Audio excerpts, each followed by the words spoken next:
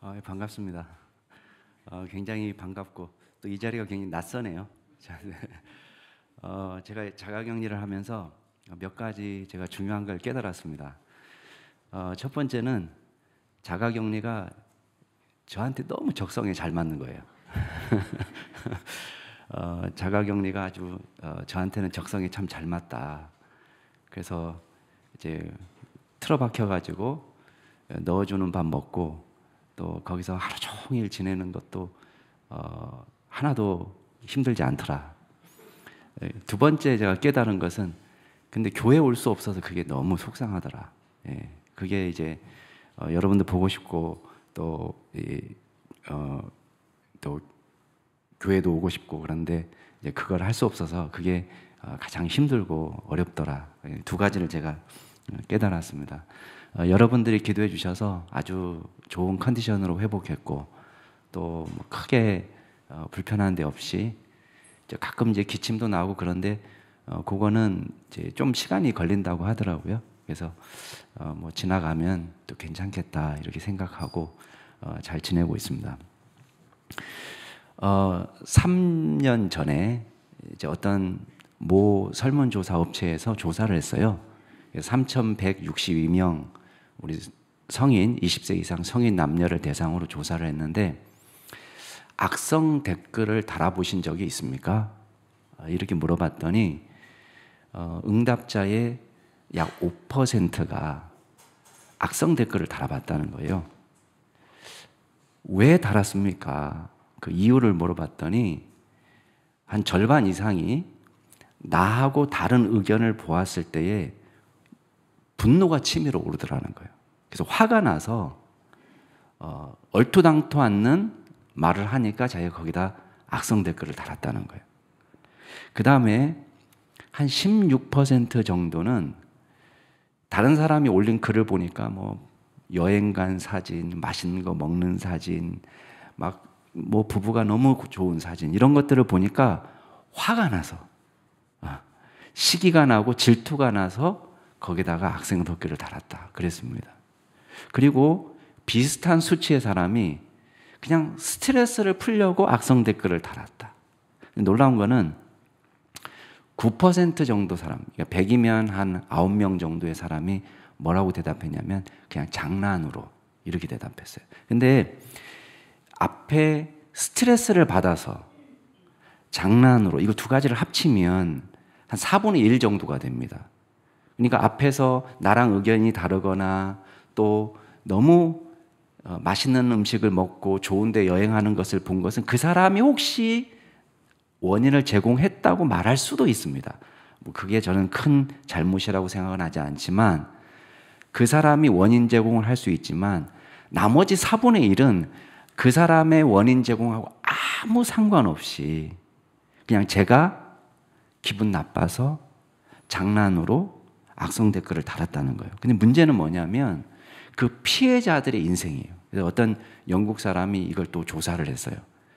과연 악성 댓글의 피해자들이 어떤 어려움에 처해 있는가를 조사했더니 어떤 사람은요, 이혼을 당했어요. 그것 때문에. 근거 없는 악성 댓글 때문에 이혼을 당했습니다. 어떤 사람은 직장에서 잘렸어요. 이유 없이. 악성 댓글 때문에. 어떤 사람은 잘 나가던 기업이 망해버렸어요. 어떤 사람은 이 트라우마를 이겨내지 못하고 정신과 치료를 받고 있더라는 것입니다.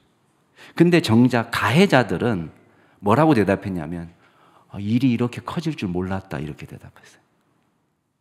여러분 어떻게 생각이 되십니까? 만약에 죄를 단순 비교했을 때 맛있는 사진 올려놔서 기분 나쁘게 한 죄가 더 큽니까? 아니면 악성 댓글을 달아가지고 이혼을 당하게 하는 죄가 더 큽니까? 결과만 놓고 봤을 때는 우리가 너무나 명확합니다. 우리가 다른 사람을 기분 나쁘게 할 수는 있습니다. 얼토당토 않는 주장을 통해서 다른 사람의 심기를 불편하게 할 수는 있습니다. 그렇지만 그 죄가 정말 이혼을 당해야 되고 회사가 무너져야 되고 회사에서 잘려야 되고 정신과 치료를 받아야 될 만큼 그렇게 심각한 죄는 아니라는 거예요. 근데 이 글을 달 때, 내가 악성 댓글을 달 때는 우리가 어떤 판단을 내리냐면, 모두가 다 그런 건 아니지만 내가 정의의 심판자처럼, 이 시대의 의인인 것처럼,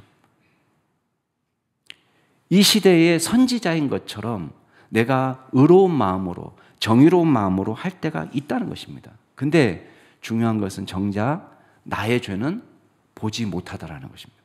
여러분, 오늘 예수님께서 우리에게 주시는 말씀 중에 이 중요한 교훈이 있습니다. 그것은 뭐냐면, 우리는 이 땅에서 벌어지는 모든 사건, 사고 속에서 나를 향한 하나님의 음성을 들어야 된다는 것입니다.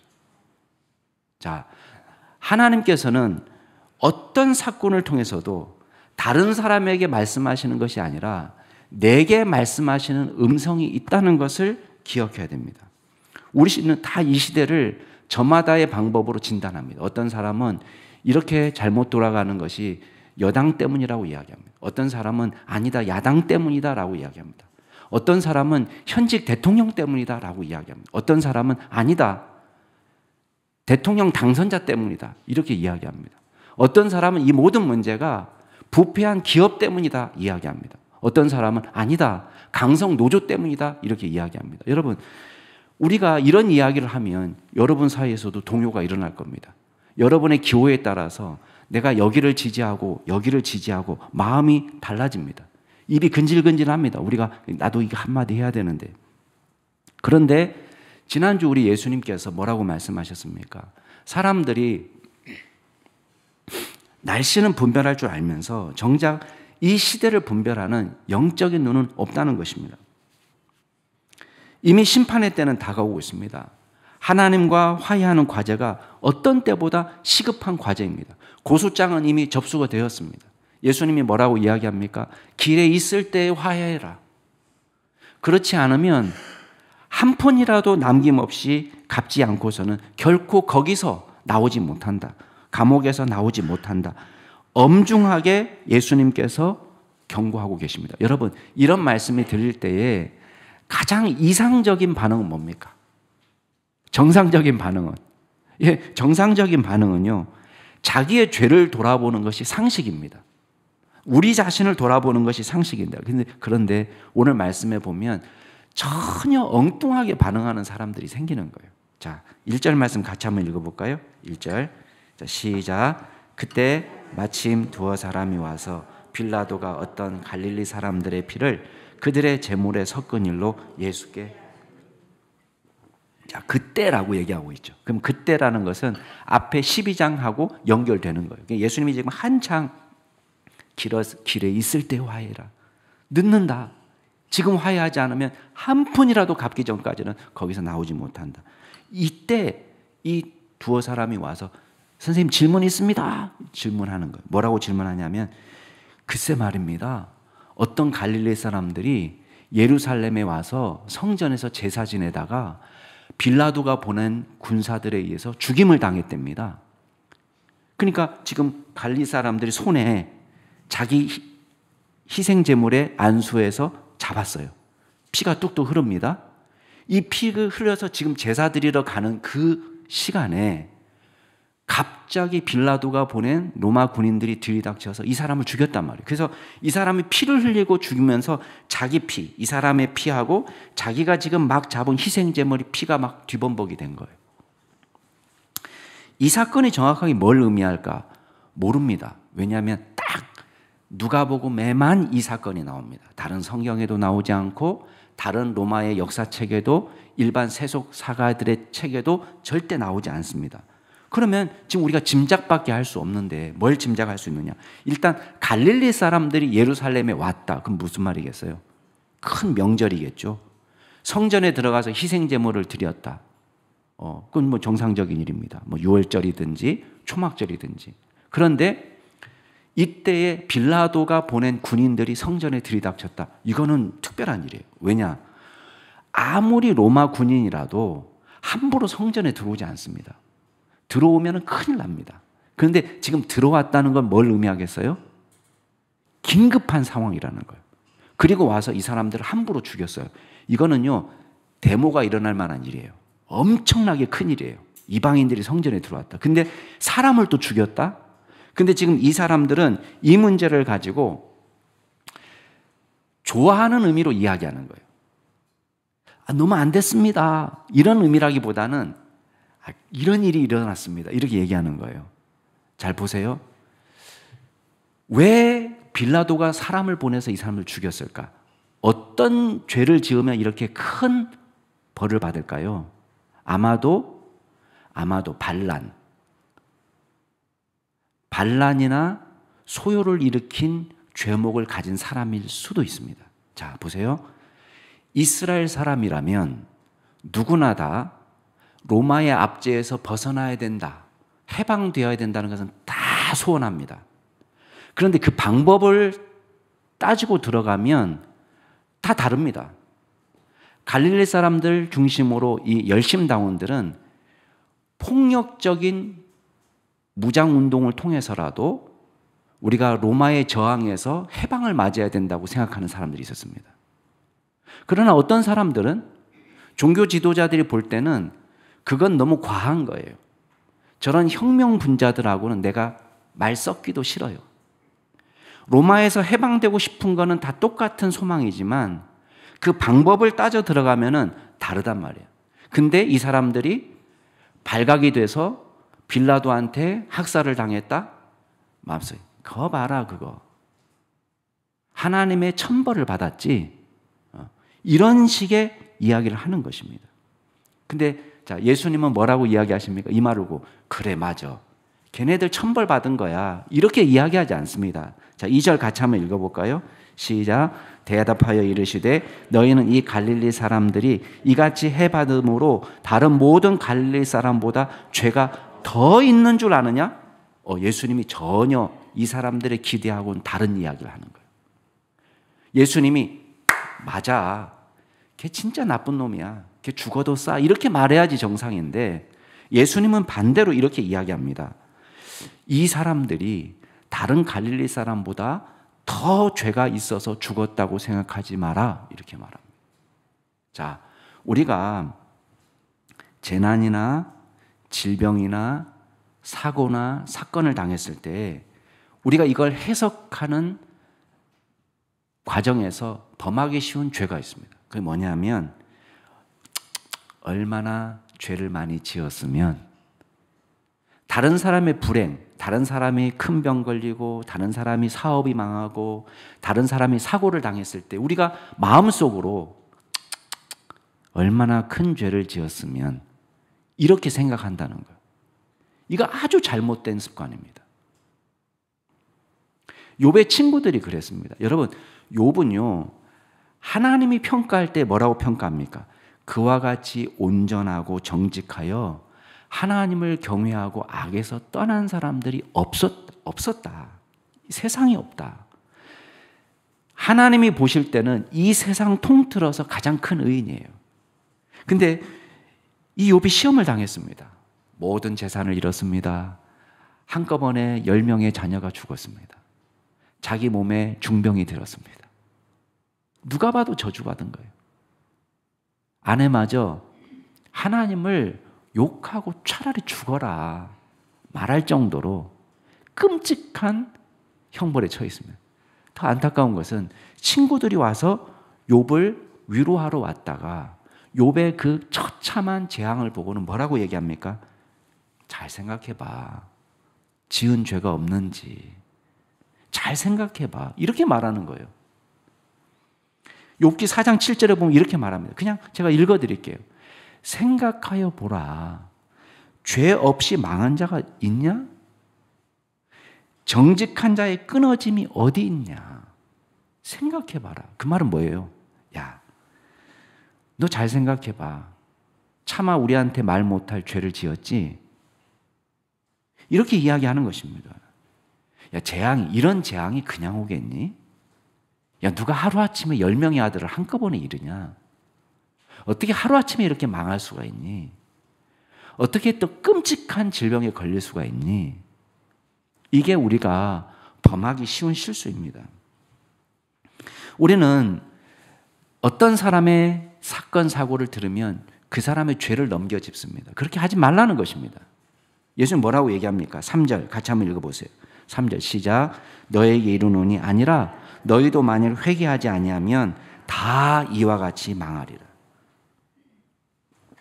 예수님께서 지금 가르쳐 주시는 것은 너희도 만일 회개하지 아니하면, 너희도 만일 회개하지 않으면 저 사람하고 내가 다르다라고 생각하지 마라. 난 특별한 존재라고 생각하지 마라. 너희도 회개하지 않으면, 이 말씀이에요. 그러면서 예수님이 또 다른 예를 듭니다. 사람들이 갈릴리 사람들이 죽었대요. 이 말은요, 고소하다라고 생각한 거예요. 아마도 이 사람은 예루살렘 사람이겠죠? 예수님께서 또 다른 예를 드는 거예요. 예루살렘 실로암 망대가 무너져서 18명이 죽었어요. 깔려 죽었어요. 실로암은 예루살렘 성벽 남동쪽에 있습니다. 망대는 아마 그 남동쪽 예루살렘 성벽하고 연결해서 망대가 지어졌을 거예요. 요세푸스의 기록을 보면은 빌라도가 성전의 돈을 사용해서, 자, 성전에 헌금한 돈을 이용해 가지고 이제 관계 시설 공사를 진행했어요. 여러분, 얼마나 이거는 신성모독입니까? 하나님 앞에 헌금한 돈을 가지고 지돈처럼 이걸 가지고 예루살렘의 관계 시설 공사를 한 거예요. 그것 때문에 엄청난 소요가 일어났습니다. 근데 실로암 망대에서 망대가 무너져서 18명이 깔려 죽었다. 이 실로암 망대 공사에 아마 투입된 사람일 수 있습니다. 자, 보세요. 과격분자의 눈에 볼 때는, 자, 아까 종교 지도자들의 눈에 볼 때는 이 무장혁명을 일으키는 갈릴리 사람들은 쌍놈 중에 쌍놈이에요. 근데 이 열심당원의 눈에 볼 때는 로마에 협조하는 것처럼 보이는 예루살렘 사람들이 꼴보기가 싫어요. 정치적으로 좌파 우파예요. 좌파가 볼 때는 우파가 꼴보기 싫고, 우파가 볼 때는 좌파는 나라를 망치는 놈들이에요. 꼴보기가 싫어요. 근데 예수님이 그 얘기를 하는 거예요. 자, 그래, 네가 좌파 애들이 지금 반란을 일으키다가 죽었다고 고소해하냐? 실로암 망대가 무너져서 18명이 깔려 죽으니까 저쪽에서 고소해야 하는 거예요. 거 봐라. 실로암 망대 공사에 투입돼 그 로마 군인들이, 로마 정부가 주도하는 그 공사에 내가 가서 일을 해? 아무리 돈이 좋아도 망대가 무너져 가서 18명이 죽었다. 잘 죽었다 이거. 다 이렇게 생각하는 거예요. 근데 예수님의 분석은 예상 바뀝니다. 여러분 4절도 똑같아요. 실로암에서 망대가 무너져 죽어 치어 죽은 18사람이 예루살렘에 거한 다른 모든 사람보다 죄가 더 있는 줄 아느냐? 너에게 이르노니 아니라 너희도 만일 회개하지 아니하면 다 이와 같이 망하리라. 똑같아요. 여러분, 우리는 사고와 질병, 타인의 불행을 접할 때에 우리는 얼마나 죄를 많이 지었으면 이 습관 버려야 됩니다. 우리는 모든 사건 속에서 하나님께서 내게 주시는 메시지에 귀를 기울여야 됩니다. 여러분, 어차피 죽은 사람한테는요, 하나님의 메시지가 들리지 않습니다. 그렇죠? 그 메시지는 그 사람들을 위한 메시지가 아니에요. 이 사고는 누구를 위한 메시지예요? 우리를 향한 메시지예요. 나를 향한 메시지예요. 두 사고의 공통점이 뭐예요? 갑작스럽게 일어난 거예요. 예상치 못했어요. 두 번째는 끔찍한 일이에요. 세 번째는 정확한 인과관계를 설명하기 어려워요. 실로암 망대가 무너졌어요. 거기 깔려 죽었어요. 어떻게 인과관계를 설명하겠습니까? 부실공사라면? 근데 그 밑에 있는 18명이 이 부실공사에 책임 있는 사람만 있었겠어요? 아니에요. 엉뚱한 사람이 죽었어요. 정확한 인과관계를 설립하기 어려워요. 그러면 이 끔찍한 일을 다 죄를 많이 지어서. 아니에요. 여러분, 하나님의 음성은 뭡니까? 저와 여러분이 우리의 죄를 보기를 원하십니다. 우리가 회개하기를 기뻐하십니다. 내가 변화되기를 원하십니다. 자연 재해를 만날 때 역사의 교훈 속에서 시대의 상황 속에서 우리는 나의 죄를 볼 수 있고 내가 해야 될 일을 발견할 수 있는 믿음의 종들이 될 수 있기를 바랍니다.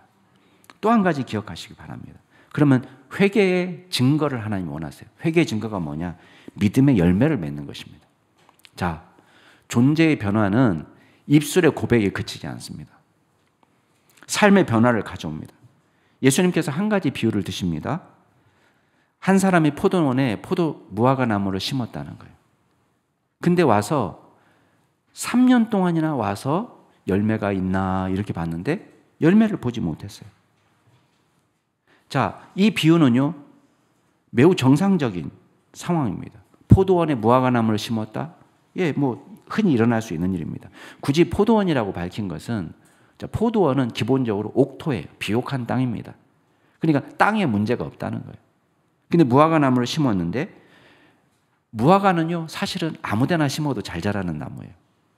저희 고향집에도 지금은 베어버렸지만 무화과 나무가 있었습니다. 근데 좋은 땅도 아니에요. 짜투리 땅이에요. 돌담 옆에 아주 구석진데 그냥 꺾꽂이 하는 거 아시죠? 무화과 나무는 그냥 가지 뚝 꺾어가지고 꽂으면 그냥 나오거든요. 저희 어머니가 어디 가서 이웃집에 가서 꺾어갖고 와서 그냥 꾹 심었는데 그냥 자랐어요. 매년 열매를 주렁주렁 맺습니다. 짜투리 땅인데도. 근데 예수님이 비옥한 땅에 어떤 포도원 주인이 이 무화과 나무를 심었는데 열매를 맺을 수 없더라는 거예요. 이게 비극입니다. 야, 찍어버려라. 찍어버려라. 여러분이 이 비유 말씀이 주어진 배경을 잘 보세요. 자, 6절 말씀은 5절하고 연결되어 있어요. 그죠? 그럼 5절 말씀은 뭐였습니까? 너희도 회개하지 아니하면 다 이와 같이 망하리라. 이 경고 다음에 주어진 비유입니다. 자, 너희도 회개하지 않으면, 이 말을 들었을 때 청중 대부분이 어떤 생각을 했을까요? 회개할 죄가 없는데 나는, 이렇게 생각했을 거예요. 그죠? 여러분도 회개하라 그러면 목사님, 저는 크게 이렇게 하지 않아요. 그죠? 근데 청중들이 대부분 그렇게 생각하고 있는 거예요. 근데 지금 예수님이 이 비유를 하실 때는 질문을 바꾸라는 거예요. 질문을. 뭐라고 바꿔야 되냐면, 내가 회개할 죄가 뭐지? 라고 생각하면은 떠오르지 않는데, 지금 이 비유는 뭐를 얘기하는 거예요? 열매가 있니? 회개의 열매가 있니? 라고 물어보는 거예요. 그러면 달라져요. 내가 주인 앞에 내세울, 하나님 앞에 내세울 열매가 뭔가? 라고 질문하면 달라집니다. 회개할 죄가 뭐지? 라고 질문하면 답이 안 나오는데, 내가 하나님 앞에 내세울 열매가 뭐지? 라고 질문하면 답이 달라지는 거예요. 여러분, 시편 1편은요, 열매 맺는 크리스찬의 전형입니다.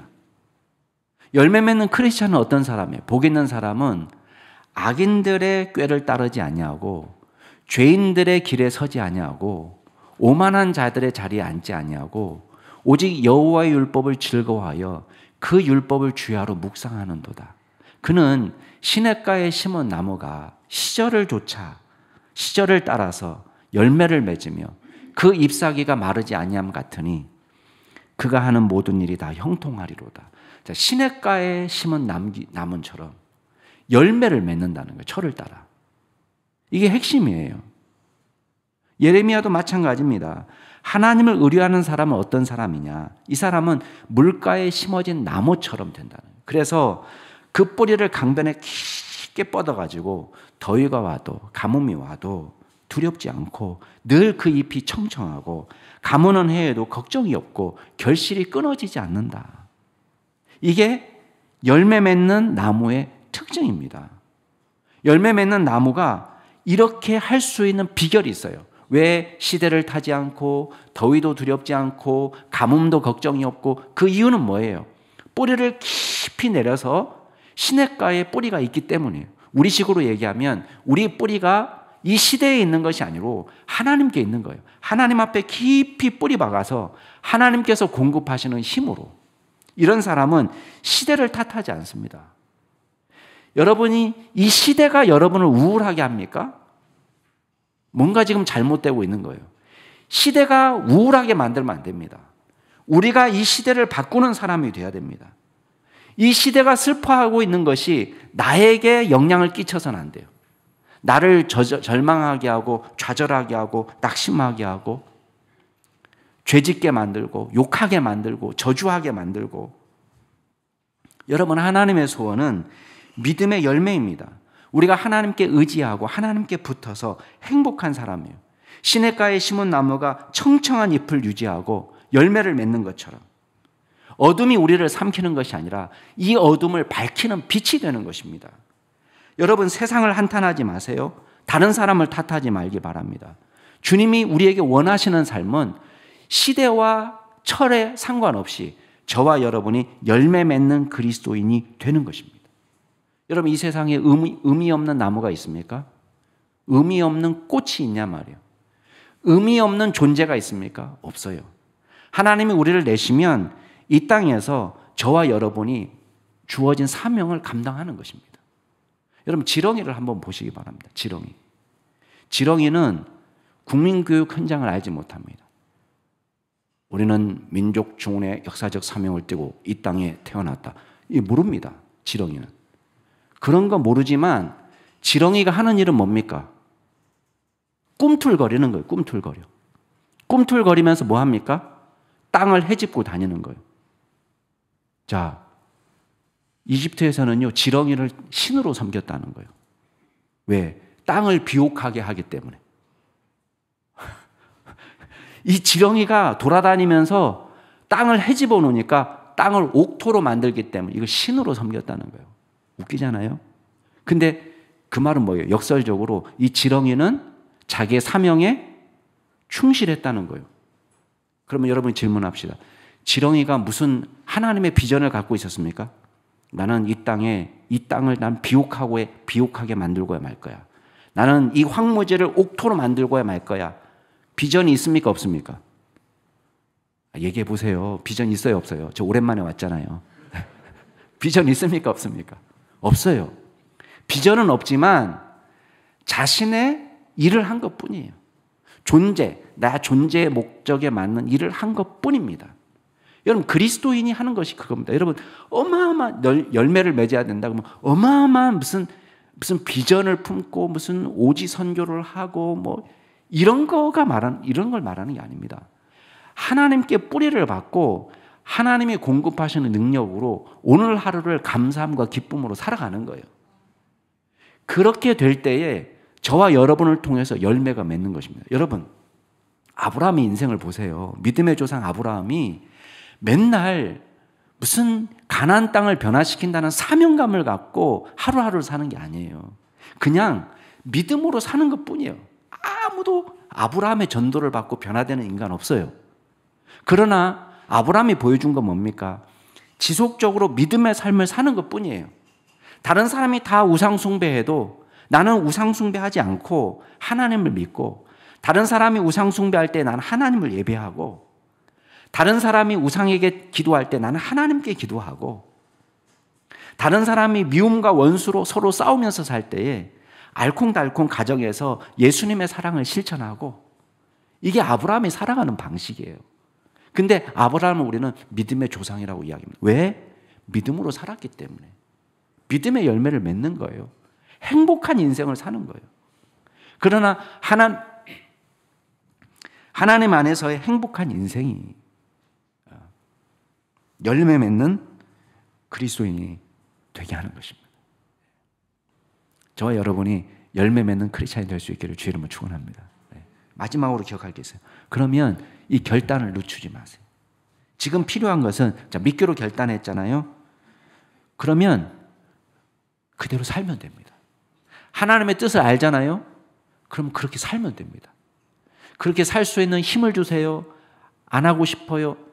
기도만 하지 말고 그냥 끊어내면 돼요. 죄를 끊어내면 돼요. 알잖아요. 우리가 몰라서 못하는 게 아니잖아요. 그냥 끊어내면 돼요. 집안에 음란물을 잔뜩 쌓아놓고 내가 거룩한 삶을 살기를 원합니다. 그래 안 되는 거예요. 그냥 하나님께서 원하시는 삶을 우리가 실천하면 되는 것입니다. 이 결단이 빨라야 돼요. 포도원 지기가 말합니다. 포도원 주인이 말합니다. 야, 내가 3년이나 왔는데 이 무화과 나무가 열매를 맺지 못한다. 그냥 찍어버려라. 왜 땅만 버리겠느냐? 단호하십니다. 무화과 나무의 문제, 그죠? 땅의 문제입니까? 아니면 포도원 지기가 게을러서입니까? 아니에요. 다른 나무는 다 멀쩡해요. 다. 땅이 문제도 아니고 포도원 지기가 게을러서도 아니에요. 우리식으로 얘기하면 교회가 문제도 아니고요. 목사님 문제도 아니에요.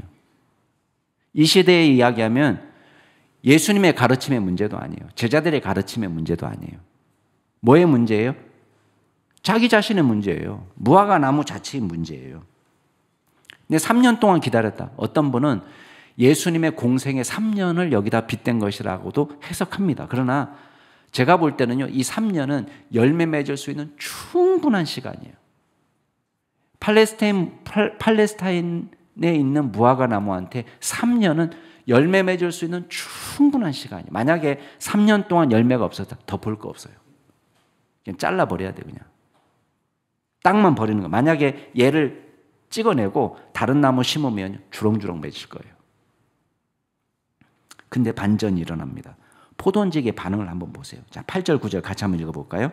시작. 대답하여 이르되 주인이여 금년에는 그대로 두소서. 내가 두루 파고 거름을 주니니 이후에 만일 열매가 열면 좋거니와 그렇지 않으면 찍어버리소서 하였다 하시니라.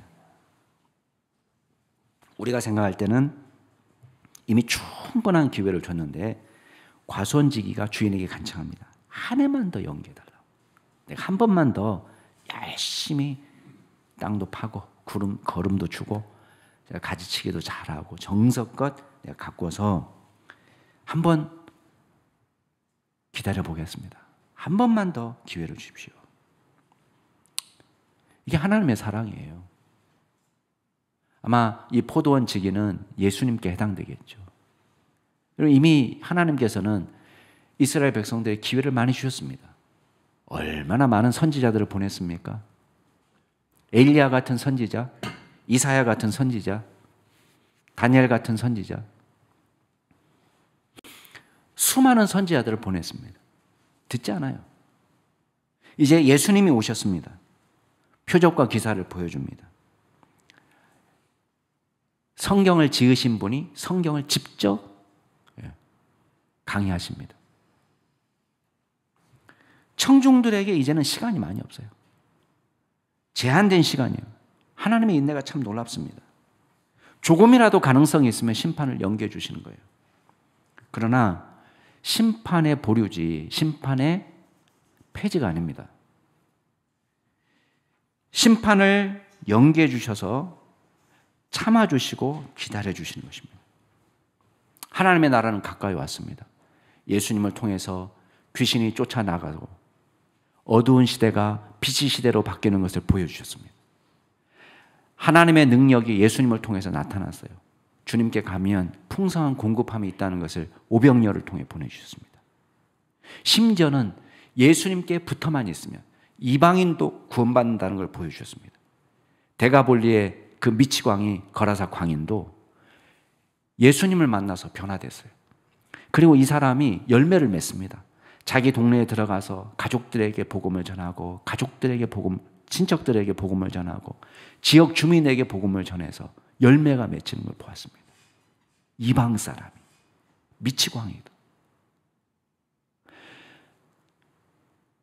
죽은 사람이 살아나면서 예수 안에 생명이 있다는 것을 보여주셨습니다. 여러분, 이 놀라운 역사를 지금 다 보고 있는 거예요. 포도원 지기가 땅을 두루 파고 거름을 주고 정성껏 가꾸는 시간 아닙니까?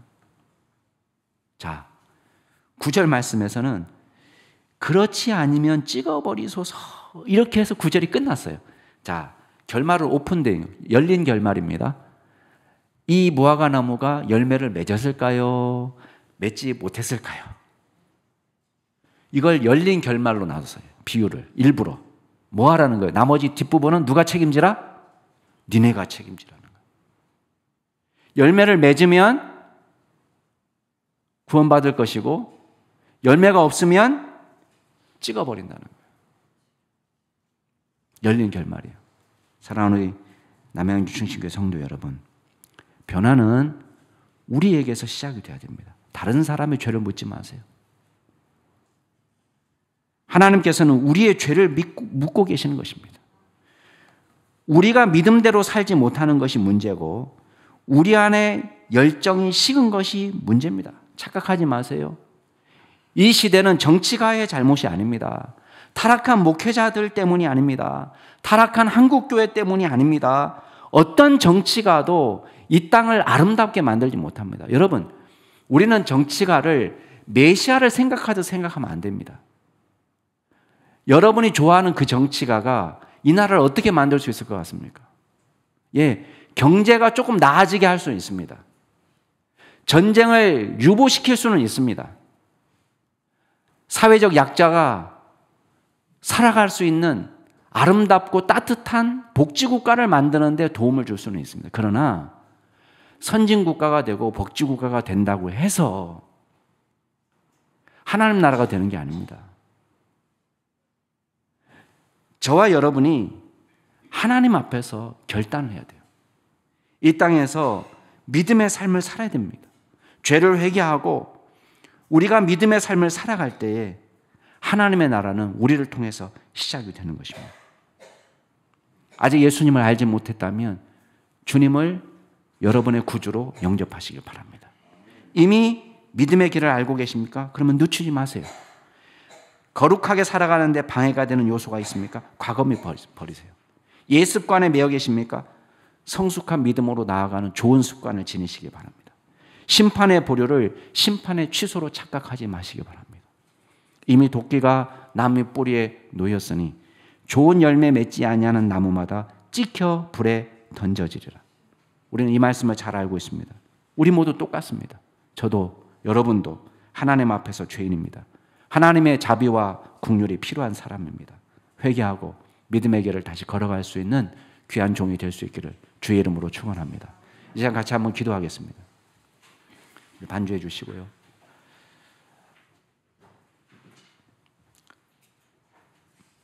오늘 말씀 가운데 여러분의 가슴을 치는 말씀들이 있었을 것입니다. 하나님의 음성을 여러분이 들으셨을 줄 압니다. 여러분의 마음을 아프게 하는 생각나는 죄가 있습니까? 끊어내고 싶은 죄가 있습니까? 남을 탓했던 죄, 회개하지 못했던 죄, 우리 죄에 무감각했던 죄, 선을 사랑하지 못한 죄, 열매를 맺지 못한 죄, 우리의 죄를 짊어지시기 위해서 예수님께서 십자가에 달려 돌아가셨습니다. 저와 여러분에게 이 시간 묻고 계십니다. 회개하고 열매 맺는 그리스도인이 되라고. 이 시간 같이 한번 우리 죄를 생각하시면서 하나님, 우리가 주님 앞에 지은 잘못을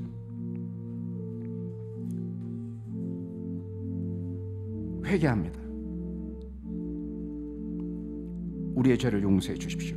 우리 같이 말씀을 생각하시면서 하나님께 함께 기도하시겠습니다. 오 아버지 하나님, 주님께서 저희들을 불쌍히 여겨 주시옵소서. 우리가 주님 앞에 무감각하고 영적이지 못하고 하나님의 말씀을 깊이 깨닫지도 못하고 주님의 말씀이 선포될 때 마치 남에게 들려지는 메시지처럼 내게 주시는 하나님의 음성을 듣지 못하고 다른 사람을 정죄하고 비난하는데 그 말씀을 사용했던 잘못을 회개합니다. 우리가 이 나라가 잘못된 것이 다 다른 사람 때문이라고 생각하고 내 죄 때문이라고는 생각하지 못했던 연약한 잘못을 이 시간 회개합니다. 하나님, 우리를 불쌍히 여겨 주시옵소서.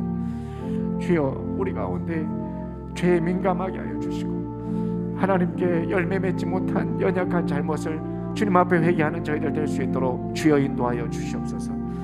아버지 하나님, 우리가 회개에 무감각하여 하나님 회개할 힘을 잃어버리고 주님 앞에 큰 죄를 지었음에도 죄에 무감각하게 살았던 저희들의 잘못을 이 시간 고백합니다.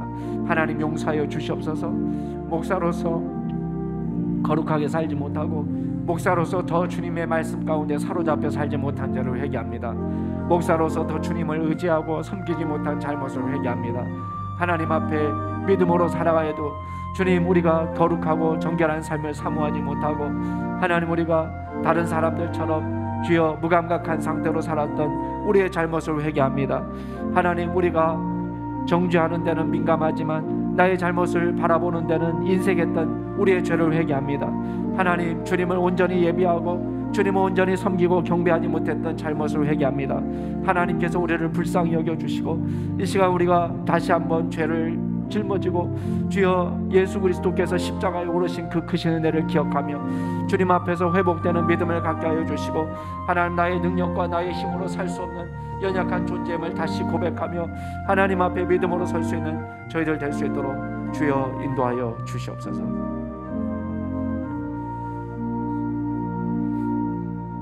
우리 시간 한 가지 더 기도하겠습니다. 주님 앞에 기도할 때에 열매 맺는 그리스도인이 될 수 있도록 우리에게 힘을 더하여 주옵소서. 성령으로 충만하게 하여 주시옵소서. 저희들이 거룩하게 살기를 원합니다.